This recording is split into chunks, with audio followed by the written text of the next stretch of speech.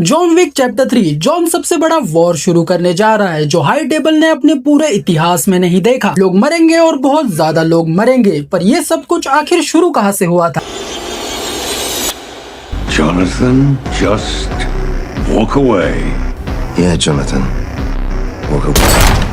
यही वो मोमेंट था जब हाई टेबल की किस्मत बदल गई और हाई टेबल अपने इतिहास का सबसे बड़ा थ्रेट फेस करने वाला था, जिसका नाम था John Wick aka the boogeyman aka the Baba Yaga. Chapter 3 की शुरुआत होती है विंस्टन से, जो जॉन विक को 1 घंटे के अंदर एक्सकम्युनिकेट कर देता है और इसी के साथ जॉन विक शहर के सभी असैसिन्स का टारगेट बन जाता है। पर भाई वो जॉन विक है, वो वहाँ से जाने से पहले एक बात बोलता है, मदद की थी इंक्लूडिंग द डायरेक्टर जिसको बहुत ही ब्रूटली पनिश किया जाता है, और द बाउरी किंग जिसकी पूरी ऑर्गेनाइजेशन को डिस्ट्रॉय कर दिया जाता है। और इस बाउरी किंग के ऑर्गेनाइजेशन को डिस्ट्रॉय करने के लिए एजुडिकेटर जीरो और उसके स्टूडेंट्स को हायर करती है और ये बाउरी किंग के मोस्ट ऑफ द लोगों को जान से मार देते हैं। वहीं दूसरी तरफ जॉन विक मोरे को पहुंचता है और वहां जाके वहां के कॉन्टिनेंटल मैनेजर सोफिया से मिलता है और उससे वो एल्डर से मिलवाने की रिक्वेस्ट करता है, जिसपे पहले तो सोफिया मना कर देती है पर बाद में मान जाती है। सोफिया जॉन को रेगिस्तान में छोड़ देती है जहाँ पे दूर दूर तक कोई भी नहीं और जॉन विक घंटों तक बस चलता रहता है। और जब वो मरने की हालत में ही रहता है तो तब उससे द एल्डर से मिलवाने के लिए ले जाया जाता है, जहाँ उसके फ्रीडम के बदले एल्डर उसके सामने 2 ऑप्शन रखता है। पहला कि वो हमेशा के लिए हाई टेबल का एक सर्वेंट बन के रहेगा, यानी कि एक गुलाम बन के रहेगा,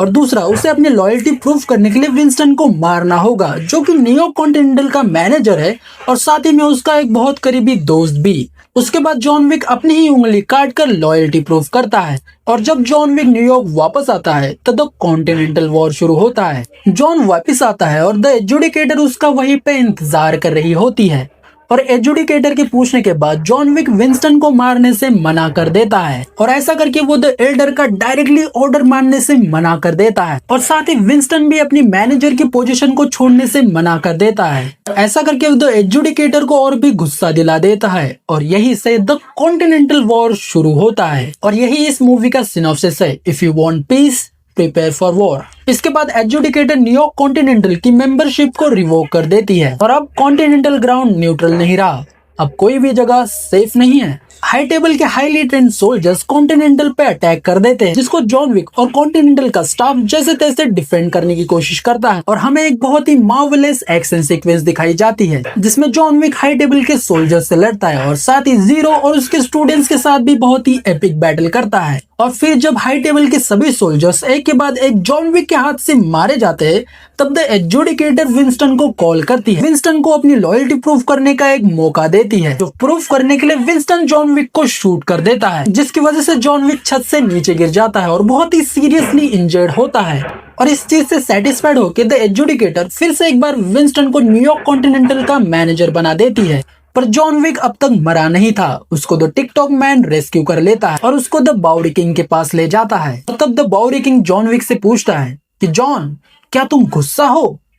जिसका जवाब देते हुए जॉन कहता है या। जब ऐसे ही 2 बहुत ही पावरफुल लोग मिलते हैं और द हाई टेबल के अगेंस्ट एक बहुत बड़ा युद्ध करने के लिए तैयारी करते हैं और इसी तरीके से ये मूवी खत्म हो जाती है।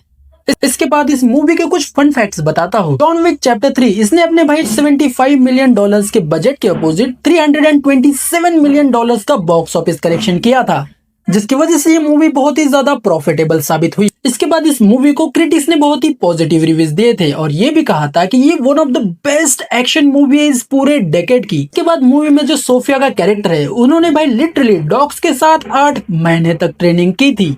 इसके बाद मूवी में जो 2 डॉग्स दिखाए गए थे, उन 2 डॉग्स का रोल्स असल में 5 डिफरेंट डॉग्स ने प्ले किया। इसके बाद मूवी में जितने भी कियानू रीव्स के वो क्लोजअप शॉट दिखाए गए थे, वो मोटरसाइकिल फाइट सीक्वेंस, वो सभी ग्रीन स्क्रीन पे शूट किए गए थे, जो कि पहली बार देखने में भाई पता ही नहीं चलता। इसके बाद मूवी में जो नाइफ थ्रोइंग वाला सीन है, उसमें काफी सारे जॉन विक के नाइफ्स मिस हो जाते हैं या फिर कहीं पे डिफ्लेक्ट हो जाते हैं, क्योंकि मूवी के डायरेक्टर्स चार्ल्स स्टेलेंस की चाहते थे कि अगर जॉन विक हर कोई रियल लाइफ में नाइफ फेंकेगा तो वो हर कोई निशाने पे नहीं लगेगा, कुछ मिस भी होंगे, और यही रियलिज्म उन्होंने मूवी में रखा। और लास्ट इस मूवी में ज्यादातर स्टंट्स खुद कियानू रीव ने ही परफॉर्म किए, जिसके लिए भाई लगभग उन्होंने 6 से 7 महीने की इंटेंस ट्रेनिंग की थी।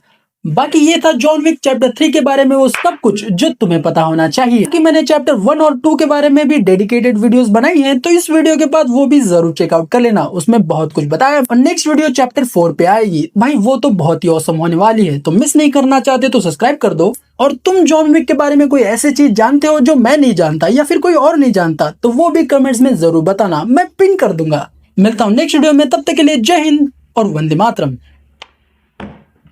हो गया भाई, मैं जा रहा हूँ।